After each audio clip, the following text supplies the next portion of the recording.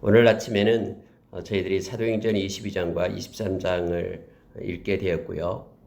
22장에서는 이제 바울 사도를 향하여 막 죽이라라고 외치면서 두들겨 패고 했던 그러한 유대인들, 그들을 이제 천부장이 소식을 듣고 와서 바울을 구해 줍니다. 그리고 바울 사도가 이제 천부장에 의해서 이제 묶인 채 끌려가다가 층계에 영내로 들어가는 층계에 이르러서 그에게 말하죠. 내가 할 말이 있다. 말할 수 있는 기회를 달라라고 얘기하니까 말할 수 있는 기회를 줍니다. 그리고 그가 층계에 올라가서 그를 향해서 먼지를 날리면서 돌을 던지고 야유하고 따라오는 그러한 유대인을 향해서 설교를 하기 시작합니다. 아마 이미 숱하게 맞았기 때문에 거의 피투성이가 됐을 거예요. 그런데 그가 자기에게 그렇게 해를 끼쳤던 그 유대인들을 향해서 주님의 그 궁일한 마음을 가지고 그들을 향해서 하나님의 말씀을 전하고 있는 장면이 22장에 나오고 있습니다. 바울사도가 무엇을 그들에게 전할까요? 바울사도를 막 죽이려 하고 돌을 던지고 하는 그들을 향해서 바울사도가 전하고 있는 복음의 말씀이 뭐냐면은 나도 여러분과 똑같았습니다. 나도 여러분처럼 그런 모습이었습니다. 그러나 내가 주님을 만나고 나서 이렇게 변했습니다. 이런 자기가 겪었던 주님을 만났던 그러한 행적에 대해서 그러한 사실에 대해서 그대로 간증하고 있는 내용을 우리가 보게 됩니다. 그리고 나니까 저를 죽여라 하면서 더 막 광분하면서 그들이 일어나요. 그래서 이 천부장은 다시 바울을 보호하기 위해서 바울을 데리고 이제는 이게 무슨 일이 있다. 저들이 무슨 일이 있지 않고서야 저렇게 이 사람을 막 죽이려고 하지 않는다면서 영내로 들어가고 이제 바울을 가둬두죠. 근데 여기서 성경에서 유일하게 나오는 바울의 가족 중에 유일하게 바울의 생질이 나옵니다. 생질이 그곳에 있었어요. 그래가지고 생질이 와서 바울에게 말합니다. 당신을 죽이기 위한 특공대가 조직됐습니다. 40명이 말하되 당신을 죽이기 전에는 먹지도 않고 뭘 마시지도 않고 이런 40명의 살인 결사대가 준비되었습니다. 그리고 계획도 다 짰습니다. 더 당신에 대해서 알아보려고 이쪽으로 내려오게 할 때에 숨어 있다가 매복해 있다가 다 죽여버리겠다고 합니다. 이걸 이제 가르쳐 주는 거예요. 밤에요. 그리고 그러니까 바울이 그 생지를 하여금 천부장을 만나봐라 해서 천부장에게 얘기하는 거예요. 근데 여러분 천부장이 그날 밤 제3시에 이렇게 돼 있죠. 30일은 12시입니다. 아니 6시, 9시에 12시입니다. 12시부터 3시까지 사이를 3시로 얘기합니다. 그때 그 병사들 두 백부장을 통해서 끌고 가게끔 짐승에 태워서 가이사라로 내려가게끔 그렇게 하죠. 가이사라는 총독이 머물고 있는 곳이었고요. 그래서 그곳에 내려가고 이렇게 후송되는 그런 장면이 23장에 나오고 있습니다. 이러한 배경 속에서 우리가 몇 가지 말씀을 묵상하고 오늘은 좀 빨리 말씀을 끝내도록 하겠습니다. 여러분 22장 3절 한번 보시기 바랍니다.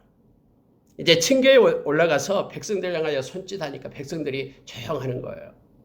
히브리 말로 그들에게 말하기 시작하니까 따라오던 사람들이 조용해집니다. 무슨 말을 하는가 들어보기 위해서 조용한 거죠.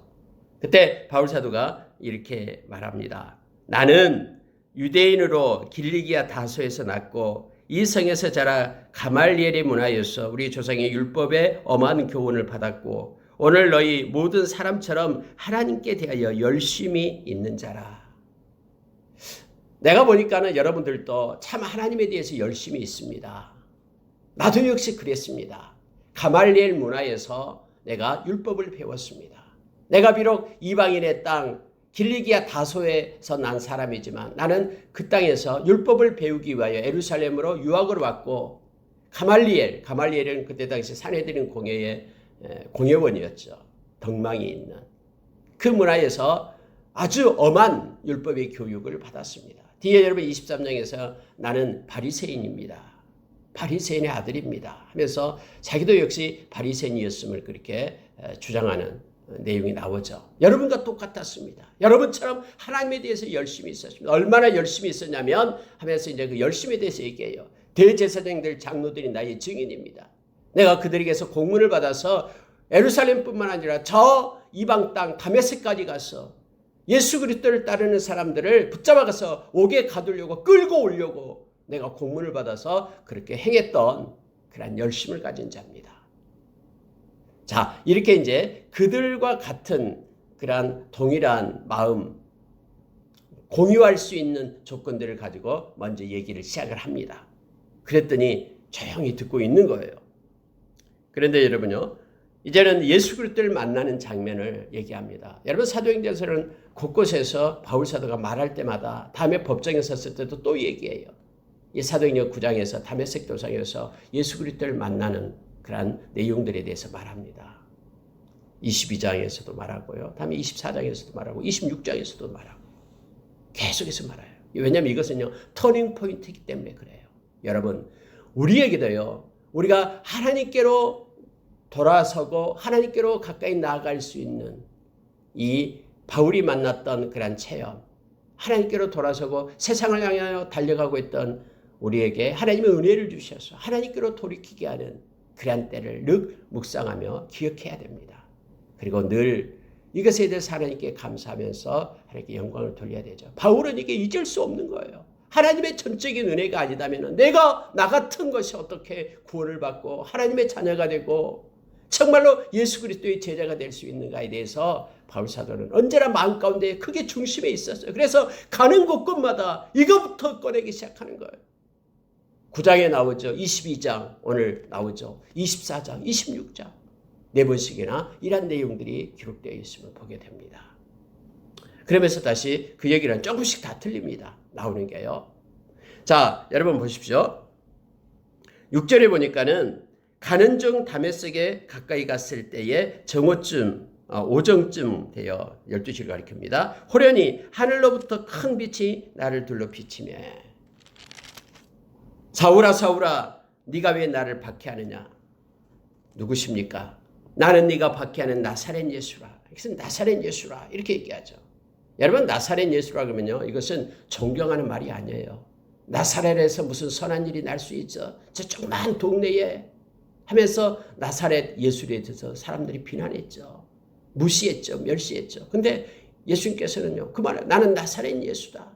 네가 박해하는 보잘것없이 생각하는 나사렛 예수다 하면서 우리 주님께서 말씀을 하는 거예요. 사람이 판단하고 사람이 생각하는 것하고요 우리 주님이 생각하는 건 다릅니다. 여러분 이것에 대해서 우리가 사도행전 3장에 대해서 베드로가 그렇게 얘기했잖아요. 내게 있는 것을 내게 준다 하면서 곧 나사렛 예수 그리스도의 이름으로 이렇게 얘기하죠. 나사렛 예수. 사람들은 홀대하고 비난하고 보잘것없이 여기지만은 우리가 믿는 예수 그리스도, 겸손하신 예수 그리스도, 나사렛 예수. 우리는 나사렛 예수를 사람들이 아무리 예배하지 않는 그 땅에서 또 찬양하지 않는 그곳에 있다 할지라도 우리가 주님을 볼 때는 다릅니다. 그분은 우리의 구원자이며 우리의 생명이고요. 우리에게 생명을 주시는 분이 바로 예수님이시죠. 나사렛 예수. 그래서 예수님도 직접 내가 나사렛 예수다. 네가 그렇게 조롱했던 나사렛 예수다 하면서 예수님의 정체를 말씀을 하는 거예요. 그러면서 성경은요 9절이 이렇게 표현합니다. 나와 함께 있는 사람들이 빛은 보면서도 나에게 말씀하시는 이의 소리는 듣지 못하더라. 이 말씀을 기록해요. 하늘에서부터 소리가 나서 큰 소리로 바울에게는 들렸는데 다른 사람에게는 들리지 않았다라는 거예요. 그러니까 하나님의 은혜는 은혜 받는 자와 은혜를 주는 하나님과 은혜 받는 자에게만 이렇게 귀속이 되는 거예요. 알게 됩니다. 그렇게 큰 소리로 바울에게 나사렛 예수다라고 얘기했는데도 다른 사람은 듣지 못해요. 빛은 보았지만은 듣지 못했다라고 말합니다. 자 10절 보십시오. 내가 이르되 주님 무엇을 하리까? 주께서 이르시되 일어나 다메섹으로 들어가라. 네가 해야 할 모든 것을 거기서 누가 이르리라. 예수님께서 직접 그렇게 말씀하신 거예요. 여러분, 여기서 우리가 한 가지 것을 더 보기를 원합니다. 왜 바울사도는 주님 무엇을 하리이까 이렇게 주님께 말씀했을까요? 하나님께서 우리를 부르시고 하나님께서 우리를 만날 때는요, 하나님은 목적이 있고 의도가 있습니다. 그냥 심심해서 우리를 만나고 하나님의 자녀로 삼는 게 아니에요. 하나님은 오늘날 우리를 대한민국에 두고 또 하나님의 이 땅에서 하나님의 믿는 백성으로 예수의 제자로 우리를 세우는 것은요, 우리를 향한 아름다운 계획과 목적이 있음을 우리는 기억해야 됩니다. 아이 뭐 나 같은 게 무슨 하나님의 영광을 위하여 할 일이 있을까요? 아니에요. 요한복음 10장에서 우리 주님께서는 각자의 이름을 부릅니다. 다 존귀한 자로 이 땅에 세우시는 거예요. 시편에도 여러분 하늘에 있는 별들의 이름을 하나님께서 하나하나 부르신다라고 표현을 하고 있죠. 이 말은요, 하나님 앞에서는 존귀하지 않는 자가 없어요. 다 소중하고 존귀합니다. 사람의 기준과 판단으로 무시하고 멸시해서는 안 됩니다.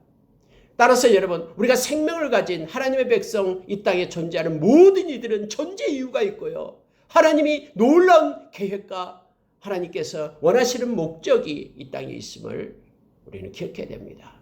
그래서 늘 우리가 하나님 앞에 기도할 때마다 하나님, 나를 통해서 하시고자 하는 하나님의 일을 행하십시오. 하나님의 일하신 가운데 제가 머물기를 원합니다. 하나님 나를 사용해 주십시오. 그리고 깨닫게 해주십시오. 나의 존재 이유를 알게 해주십시오. 라고 하나님 앞에 늘 기도하며 나가기를 원합니다. 여러분요, 이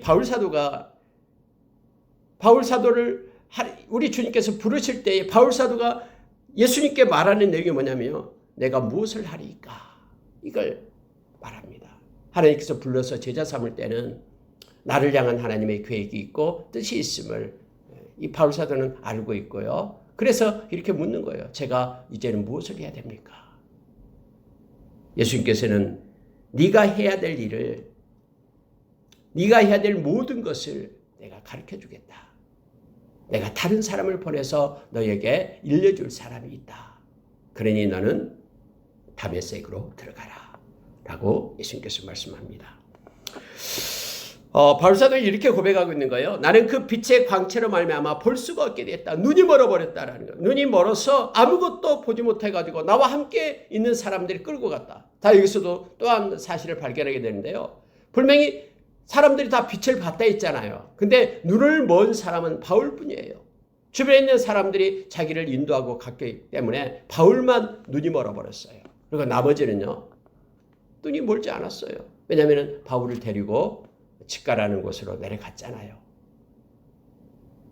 여러분, 바울을 왜 눈이 멀게 했을까요? 하나님의 뜻이 있기 때문에 그렇습니다. 다음에 여러분, 하나님께서는 아나니아를 불렀잖아요. 아나니아야, 직가에 있는 그 사울이라는 사람한테 가라. 이렇게 우리가 이미 사도행전 9장에서 말씀을 봤습니다. 그가 안수할 때에 그가 눈이 다시 떠지게 된다라는 것. 하나님은 이것을 계획하고 계신 거예요. 이미 세팅을 해놓고 계신 것을 알게 됩니다. 자, 여러분, 아까 우리가 기도했듯이요, 우리의 삶 가운데 때로는 굴곡진 여러 가지 일들이 있어요. 어려움을 당하고 고난도 있습니다. 그러나 하나님의 사람에게 있어서는 그 모든 것이 합력하여 선을 이루고요, 우리를 유익하게끔 인도하시는 거예요. 하나님은 그냥 심심해서 우리의 인생 가운데 여러 가지 일들을 놓으신 분이 아니에요. 우리로 하나님의 사람으로 온전케 하기 위하여 연단시키는 것이죠. 좀 더 거룩해지고 하나님의 의를 따라 살게 하고 하나님의 평강을 주기 위하여 우리에게 여러 가지 고난과 시험을 우리에게 주신다라고, 허락하신다라고 성경은 우리에게 말합니다. 사울이 눈이 멀게끔 하고요, 다른 사람에게는 들리지 않는 하나님의 음성, 주님의 음성을 듣게 하고, 이 모든 것들이 그에게 은혜를 주기 위해서 하나님께서 그렇게 인도하신 것입니다. 그래서 그가 끌려가요. 그러면서 여러분 이렇게 말합니다. 12절 보시기 바랍니다.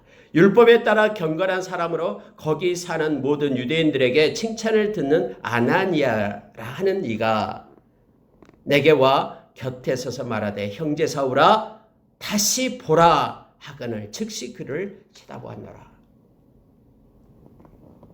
아나니아가 와서 성경이 안수하면서 이제는 보라, 또 성령 충만하라 하면서 말씀을 주었음을 우리가 이미 보았죠.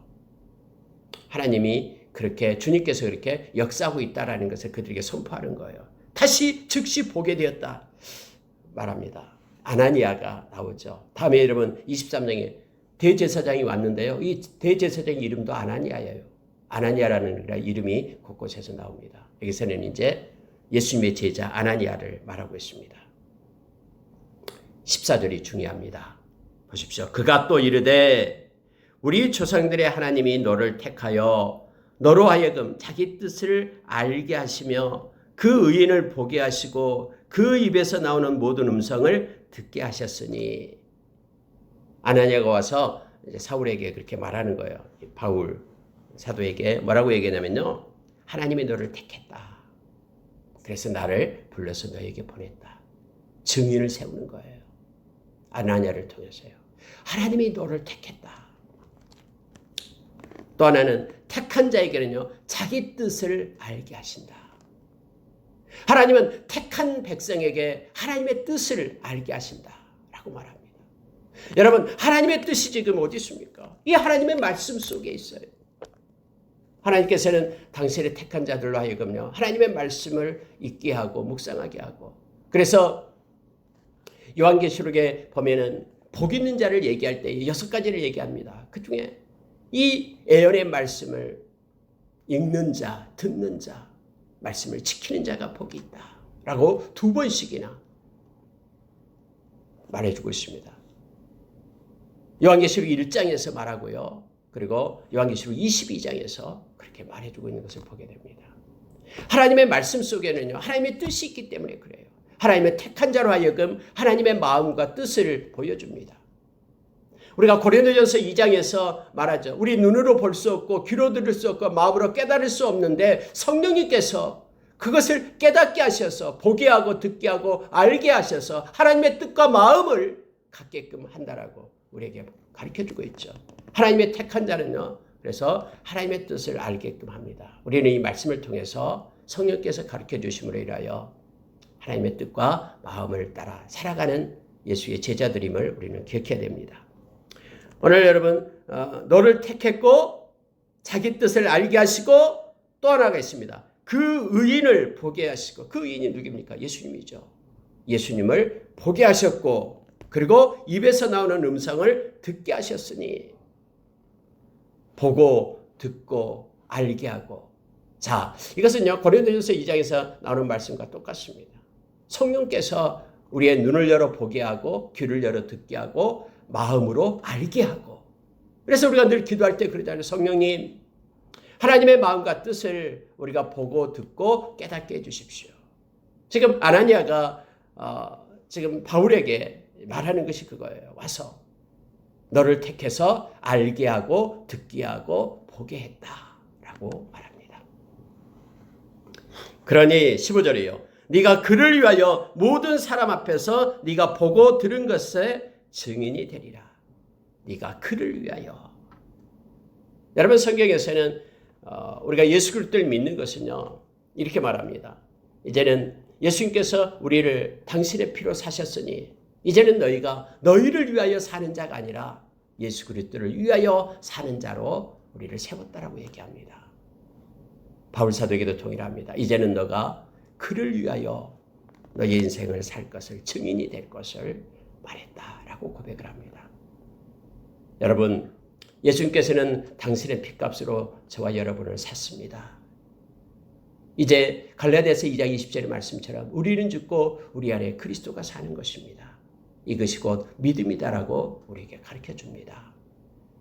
우리가 예배를 드린 것도 우리 자신을 위하여 예배를 드린다고 우리가 하나님께 뭔가를 하고 봉사하고 뭔가를 하는 것도 내 자신을 위하여 한다고 하면 이것은 자기의 의를 위한 것입니다. 우상과 다름이 없습니다.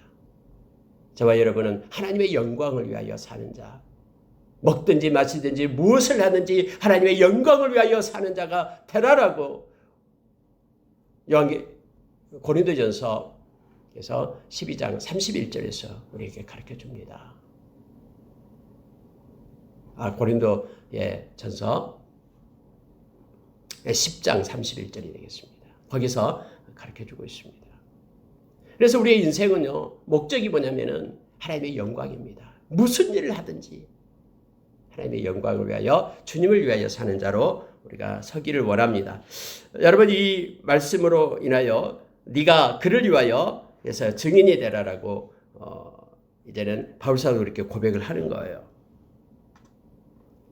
자, 이 말씀 보겠습니다. 17절에 보니까요, 성전에서 기도할 때에 황홀한 중에 주께서 내게 말씀하시되 하면서 이제 바울사도가 개종이 됐죠. 바꿔졌죠. 그래서 성전에 들어가서 하나님 앞에 기도하기 시작합니다.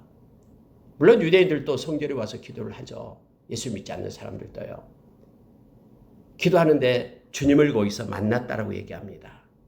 18절, 주께서 내게 말씀하시되, 예수님께서 성전의 기도 중에 예수님이 오셔서 이렇게 말씀했다. 속히 예루살렘에서 나가라. 그들은 네가 내게 대하여 증언하는 말을 듣지 아니하리라. 여러분, 이 말씀하는 거예요. 너는 여기에서 사역하지 말라라는 거예요. 너는 예루살렘에서 떠나라.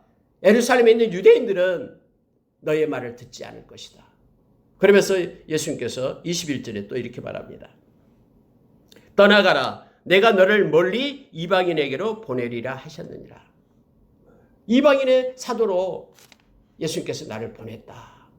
그래서 내가 이방인들에게 가서 예수 그리스도를 증거한 것은 나의 임의의 의도, 나의 계획이 아니라 하나님께서, 우리 주님께서 나를 보내셔서 주님의 명령에 순종하면서 그에 한 사역을 했다라고 얘기하는 거예요.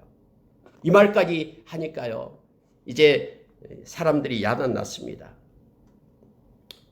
이러한 자는 세상에서 없애버리자. 살려둘 자가 아니다. 떠들며 옷을 벗어 던지고 티끌을 공중에 날리고 야단납니다. 사람들이요. 이방인에게 말씀을 전했다라고 말하니까.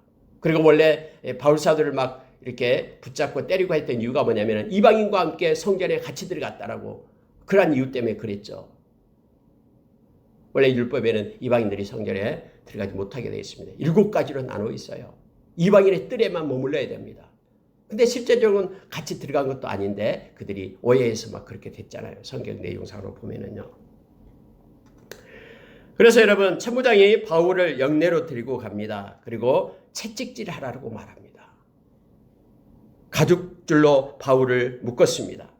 근데 바울이 곁에선 백부장에게 이렇게 말합니다. 로마 시민된 자를 죄도 정하지 않냐고 채찍질할 수 있느냐? 그때 당시에는요, 이 식민지 사람들하고요, 그러니까는 유대인들하고요, 로마 시민하고는 구별이 있었습니다. 로마 시민은요, 마음대로 때릴 수가 없어요. 그리고 아무리 극한 죄를 지어도요, 절대로 십자가형을 로마 시민들은 허락하지 않았습니다. 그냥 참수형을 당했습니다. 이처럼 특권을 줬죠. 로마 시민은 잔인하게 또는 수치스러운 형태의 형벌을 면제받았습니다. 신문은 받아도 채찍질은 당하지 않았습니다. 그러한 특권이 있었어요. 그렇게 얘기하는 거예요. 그게 로마 시민이라는 말 때문에 깜짝 놀라죠. 그래서 나면서부터 시민이었다. 이렇게 결박했던 걸 막 두려워합니다. 이런 것 때문에요. 자, 이러한 내용들이 22장에 주어지고 있습니다. 이제 옥에 가두게 되는 거예요. 여러분, 23장에 가보면은요, 이제 천부장이 유대인들이 무슨 이유로 고발했는지를 이제 듣게 됩니다. 자, 23절 1절 보십시오.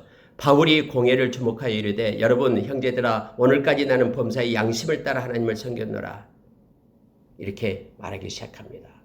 특히 바울사도는 양심이라는 말을 많이 씁니다. 선한 양심, 신앙의 양심, 이 말을 많이 사용합니다. 여러분, 저와 여러분에게는 하나님을 향한 선한 양심이 있습니다. 신앙의 양심이 있어요.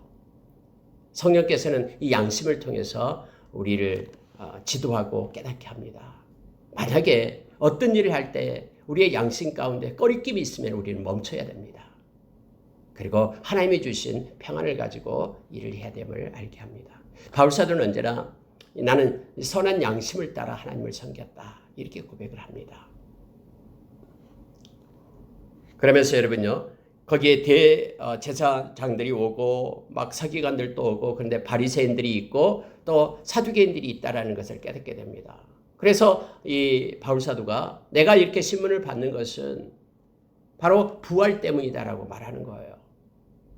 나는 바리새인 쪽에 속했다.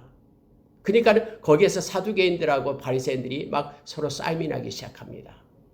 이러한 내용들이 이제 23장에 기록이 되어 있음을 보게 됩니다. 왜냐하면 사두개인들은 부활에 대해서, 천사에 대해서, 또 영에 대해서 없다라고 생각했어요. 근데 왜 그랬는지는 알 수 없어요. 왜냐하면 성경에 다 나와 있는데 그들은 그래서 현 시대의 만족, 현 시대의 권세를 누리고요. 현 시대에 잘 먹고 잘 사는 것이 최고의 가치였어요. 그들이 대부분 대제사장들이었어요. 그래서 헤롯 당하고 이렇게 또 로마의 권력하고 서로 이렇게 야합했죠. 오늘날도 여러분요, 예수를 믿는다고 하면서 이처럼 사두개인적 사고를 가진 사람들이 너무나 많아요. 무슨 얘기냐면은 이 땅에서 건강하게 살고 잘 먹고 권세 누리고 부자로 사는 것이 최고의 복이라고 생각하는 사람들, 세상 사람과 똑같은 사고를 가진 사람들이 예수 믿는 사람 중에도 있어요. 근데 이것은 성경에서요, 사두개인으로 나타나는 거예요. 그래서 어떻게 하면은 거짓을 하든 뭘 하든 이 땅에서 엄청난 그러한 악인의 형통함을 추구하면서 따라가는 거예요. 사두개인들이 그런 쪽에 있었습니다.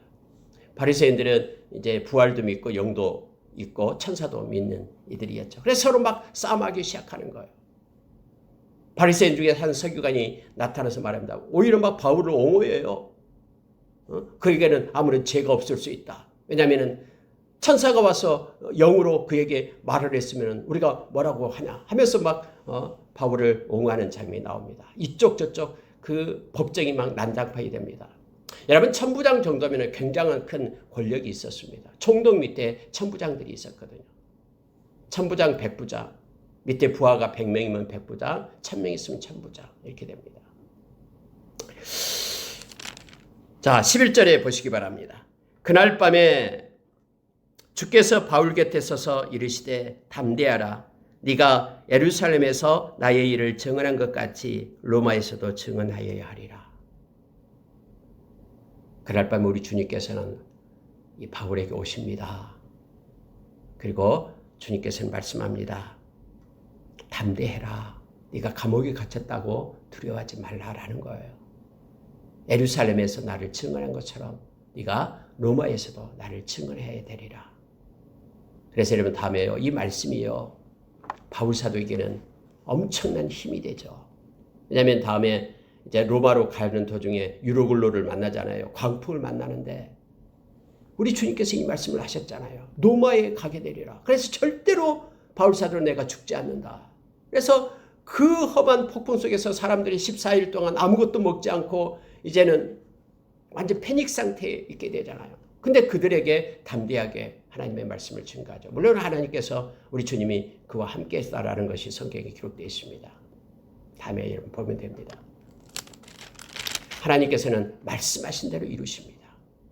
로마에 가게 되리라. 그러면 어떤 방해가 있다고 해도 결국 로마에 이르게 됩니다. 그리고 하나님 말씀을 증거하는 자로 서게 됨을 알게 됩니다. 여러분, 여기에 40명의 자살 특공대, 아니 자살이 아니라 살인 특공대를 만들게 되죠. 그들이 먹지도 않고 마시지도 않겠다 했는데 바울을 죽이기 전에는 그들은 다 다음에 죽이지도 못하고요. 그리고 먹고 마셨겠죠. 아무리 맹세해도요, 자기들의 맹세로는 세상의 일들이 이루어지지 않습니다. 뭐 굶어 죽었다는 얘기가 없습니다. 굶어 죽겠습니까? 세상은 사람의 의지로 되는 게 아니에요. 그래서 우리를 때로는 위협하고 우리를 막 힘들게 하는 것들이 있지만 그들의 뜻대로 이루어지지 않습니다. 저와 여러분은 하나님께 붙들림 받은 사람이고요. 하나님께서 우리의 인생의 길을 책임지십니다. 이끄시고 인도하신 거예요. 결국 이 천부장은 바울을 가이사랴까지 이동을 시킵니다. 그곳에 벨릭스라는 그러한 총독이 있었습니다. 그래서 밤중에 이 바울을 보호하면서 그곳으로 이동시키는 장면이 나옵니다. 자, 27절 보고 마치겠습니다. 이 사람이 유대인들에게 잡혀 죽게 된 것을 내가 로마 사람인 줄 들어 알고 군대를 거느리고 가서 구원하여다가 하면서 이제 이 천부장 이름이 루시아예요. 루시아 천부장이 벨릭스 총독에게 이렇게 편지를 써서 보내는 장면이 나옵니다. 그리고 우리가 잘 알다시피 27절에 이 말씀을 보면은요, 이것도 거짓된다라는 것을 알 수가 있죠. 여러분 언제 바울이 그 로마 사람인 줄 알고 군대를 거느리고 가서 구원했습니까? 그게 아니죠. 소동이 나니까 가서 구원하고 보니까 채찍질하려고 하니까 내가 로마 사람이다라고 바울이 가르쳐줘서 알게 됐잖아요. 그런데 이렇게 문서를 조작을 합니다.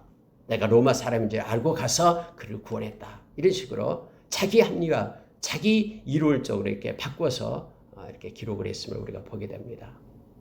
세상의 모든 것들이 다 자기 중심적으로 자기를 위하면서 이렇게 거짓되게 이루어지고 있음을 우리는 또 알게 됩니다. 성경에서 이렇게 보고하면서도 이렇게 거짓된 보고를 하고 있는 것이죠. 기록된 대로 보면은요. 우리가 예수 안에서 정직하고 올곧게 산다는 것, 또 자기의 중심적으로 우리가 뭔가 사물을 또 세상의 일들을 판단하지 않고 주님을 위하여 주님 중심으로 살아간다는 것이 참 어렵습니다. 왜냐하면 우리는 죄성 가진 인간이기 때문에 그래요. 그래서 늘 여기에 이와 같은 우리는 작은 것에도 이러한 전쟁에서, 영적 전쟁에서 우리가 이겨야 됩니다.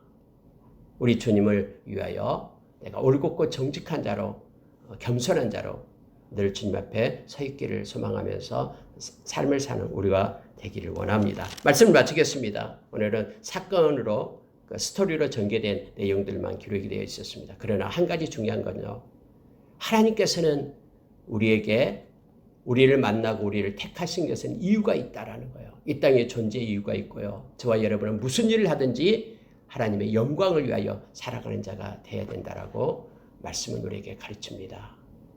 각자 우리는 주님을 만나야 되고요. 또 주님이 주신 그 뜻과 그 마음을 가지고 살아야 됩니다. 그리고 우리는 내 자신을 위한 삶이 아니라 우리에게 생명을 주고 핏값으로 산 예수 그리스도를 위한 삶을 살아야 됨을 성경은 우리에게 말해줍니다. 주님은 말씀하시면 말씀대로 그대로 책임지시고 이끄십니다. 바울 사도를 로마까지 인도하시는 주님을 우리가 말씀을 통해서 알게 합니다. 이렇게 기도하겠습니다.